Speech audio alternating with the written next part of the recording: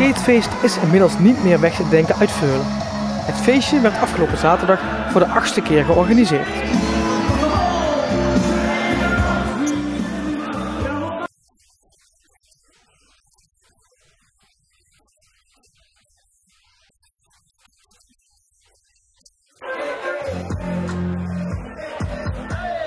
En ieder jaar wordt er een thema bedacht.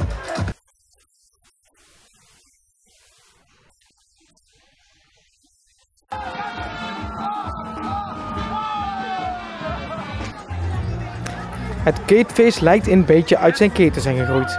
En daarom zijn zij verhuisd van de schuur aan de Jegerhofweg naar een tent in het weiland. En daar hopen Evie en Niek veel feestgangers welkom te mogen heten.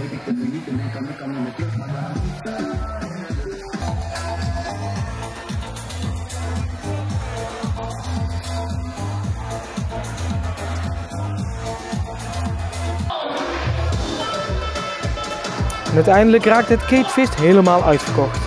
En met een biertje of wijntje in de hand kon er worden gefeest in de Silent Disco of bij de Hot Chip Heroes en Fat Guys. Ondanks deze mijlpaal wil Skatefeest Veulen verder groeien.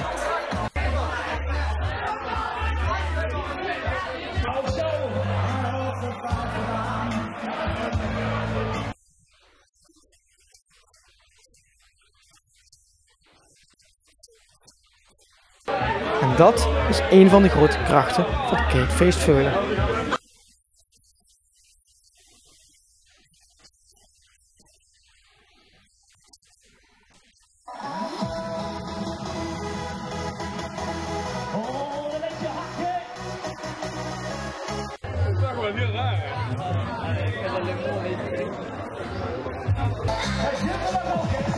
Een volgende stap om door te groeien zou een uitbreiding naar een meerdaags festival kunnen zijn.